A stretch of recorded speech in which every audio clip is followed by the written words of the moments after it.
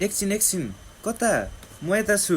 ए light पो रहन्छ त यार, लाइट मात्र होइन पुरा भिडियो पनि हेर्नु पर्यो नि त। हेलो नमस्ते एन्ड गुड मर्निङ सबैजनालाई। फेरि पनि स्वागत छ हजुरहरूलाई मेरो एसएस भ्लगमा। म आशा गर्छु कि सबैजना सन्चै आरामै हुनुहुन्छ र म पनि एकदम सन्चै आरामै छु। आज चाहिँ हाम्रो विश्वकर्मा पूजा असोजको 1 गते हो। आज चाहिँ टक्क अब चाहिँ भर्खरै उठाएँ म। अब नुहाइधुवाइ गरेर चाहिँ कारखानामा जानुपर्ने हुन्छ। अब कारखाना हल्का नयाँ कारखाना चाहिँ मैले सफा गरेर भ्याइसकेको थिएँ हिजो, तर आज चाहिँ पहिला गरेको कारखाना चाहिँ सब क्लिन गरेर बस्नुपर्ने हुन्छ। कोठामा पनि एउटा मेसिन छ, त्यो मेसिनलाई पनि सफा गर्नुपर्ने हुन्छ।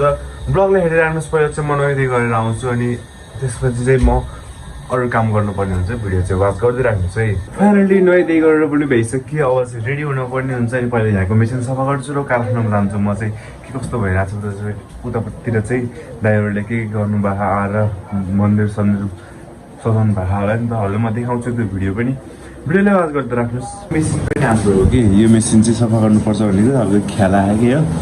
सबै टालसँग पुसेर हल्का चोखो बनाएर चाहिँ अरू बालेर चाहिँ म कारखानामा जान्छु तलको। फाइनली कारखानामा गएर आइसक्यो। अब चाहिँ यो कोठा चाहिँ चट्ट सफा गर्ने, यो डेस्कमाथिको सबै ठाउँ हटाउने। टक्क यहाँ थिम चाहिँ त्यो बोरा राखेर पूजा गर्नु त हुँदैन होइन, यसपालि हाम्रो ठिका छैन, त्यही भएर हल्का चोखाउने मात्र गर्नुपर्छ है। हेर्दै राख्नुहोस् भिडियो चाहिँ। अलि सफा गरेर भइसकेको छ। त्यहाँ यस्तै सामान राखेर यी सबै पुसेर राम्रो बनाएर टक्क डेस्कको पनि अब भइसक्यो अमरदुपो, केही भएन। यो चाहिँ रेडी भएको उतापट्टि देखाउँछु म चाहिँ है। हेर्दै राख्नुहोस् भिडियो। यो चाहिँ मैले काम गर्ने पसल हो अनि टक्क यहाँ चाहिँ निर्मल दाई, हाम्रो ब्लगर दाई, मोटर ब्लगर भन्नुहुन्छ उहाँले चाहिँ यताबाट जाँदाखेरि चाहिँ मेरो कारखाना जाने बाटो आउँछ मैले काम गर्ने चाहिँ। यो चाहिँ मैले काम गर्ने डेस्क सुरुको चाहिँ, अनि यो पछाडिको चाहिँ सलमान दाईको डेस्क हो। अनि यहाँ चाहिँ मैले हिजो सफा गरेर भ्याइसकेको थिएँ। खासमा भन्नुपर्दा हाम्रो पसल चाहिँ यस्तो छ, अगाडिबाट हेर्नुपर्दा चाहिँ यो चाहिँ हामीले भित्र टक्क पूजा गर्न लागेको थियौँ अनि टक्क म बोलेको थिइनँ किनकि डिस्टर्ब हुन्छ पूजा गर्न भनेर पछि साउन्ड हालेको मैले चाहिँ। अनि टक्क उहाँ दाई हुनुहुन्छ, पसल चलाउने दाई हुनुहुन्छ, अहिले चाहिँ अङ्कललाई सन्चो छैन, उहाँ चाहिँ हुनुहुन्न। यो चाहिँ हाम्रो निर्मल दाईले प्रसाद लिएर आउनु भएको थियो, त्यही प्रसाद खाएको च्याउकेर।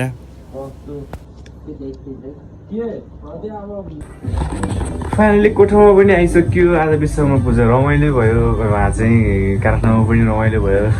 दक्षिणा चाहिँ टिका लाएर भेट्ने दिनुभयो, सोचेको अन्त राम्रो भयो है।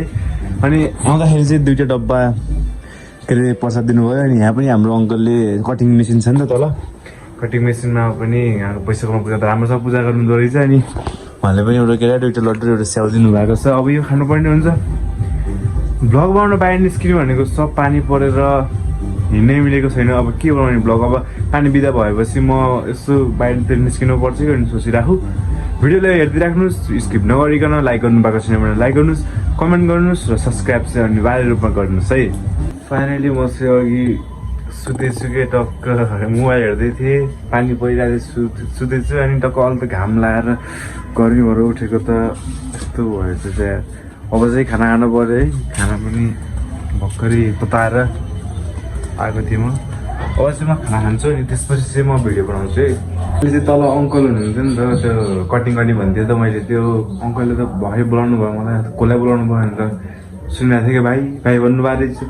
म त्यस्तो बोलाउनु भएको भनेको त खाजा खाना हो भनेर चाहिँ उहाँ चाहिँ चिउरा र माछाको तरकारी दिनुभयो होइन, एउटा स्प्राइट पनि दिनुभयो। Thank you so much uncle पनि भनिसकेको मैले चाहिँ। अब चाहिँ खानुपर्ने हुन्छ। अब भात मात्र कसले चना आलुको तरकारी थियो मेरो, त्यही खान्छु भनेको त टक्क चिउरा र मासु भयो। अब चाहिँ त्यो खान्छु अनि त्यसपछि चाहिँ बल्ल भ्लग बनाउँछु म चाहिँ। अब चाहिँ घाम लागिराख, अब चाहिँ के गर्छु सोचिरहेको मैले चाहिँ, त्यही अनुसार म भिडियो बनाउँछु म चाहिँ। आज विश्वकर्मा पूजाको दिन बिहानबाट लगभग 12 बजेसम्म त राम्रै गइरहेको थियो। अनि त्यसपछि चाहिँ पानी परेको भएर मुड अफ भएर एकछिन सुतेर उठेर खाना खाइयो। अनि खाना खाएपछि चाहिँ कस्तो के भयो जाने कस्तो आज चाहिँ म गएर निदाएको छु कि। अनि फेरि पनि ढिलो उठेँ, उठ्दै अनि टक्क बिहान भ्लग एडिट गर्दै थिएँ। भ्लग आज छोटो पनि भएर म त सोचेको थिएँ कि भ्लग त भइन्छ, निद्रामा चाहिँ पुरा भ्लग भएर चाहिँ भनेर बसिरहेको म चाहिँ। खासमा भएको चाहिँ भ्लग रहँदै रहन्छ होइन। अब आजको भ्लग चाहिँ खासै लामो भएन किनकि लामो भ्लग भएर पनि हेर्नु त थिएन, त्यो त सानो 2-3जनाले मात्रै हेर्नुहुन्छ, केही भएको छैन। 2-3जनाले हेर्नुहुन्थ्यो, त्यही पनि खुसी थिएँ म चाहिँ। अब आजको भ्लग चाहिँ अलिकति हल्का छोटो भएको छ त माइन्ड नगरिकन हेर्नु होला। आजको दिन चाहिँ मेरो यसरी नै गयो, आज महिनाको सुरु दिन नै यसरी गयो। अब महिना कसरी जाने हो त्यो मैले भनिरहेको छु। दसैँ पनि नजिक आइसकेको छ, आजबाट चाहिँ 16 दिन मात्र बाँकी छ। अब 16 दिन भने चाहिँ आज चाहिँ आजको दिन गइहाल्यो, आजको दिन गइहाल्यो नि त। अनि अब 15 दिनमा चाहिँ दसैँ छ। अब के हुन्छ भोलिको दिन, अब आजको दिन चाहिँ यसरी नै गयो। दिनभरि सुतेरै गयो, लगभग 7 बजे उठ्यो अनि टक्क नुहायो, हल्का सरसफाइ गऱ्यो, उता कारखानामा गयो। राम्रो कुरा भनेको दक्षिणा पाइयो राम्रोसँग, त्यही हो कि। नत्र अरू चाहिँ खासै वाउ भन्नेवाला चाहिँ खासै केही भएन। विश्वकर्मा पूजा ठिकै भयो।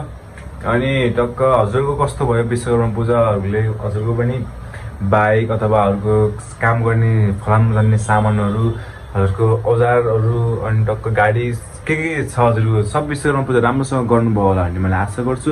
एकदम राम्रोसँग गर्नु पनि पर्यो। हजुरको दिन शुभ भएको होला, तर मेरो पनि ठिकै भयो, सुतेरै गयो टक्क। यति भन्दै म यो भ्लगबाट चाहिँ एन्ड हुन्छु।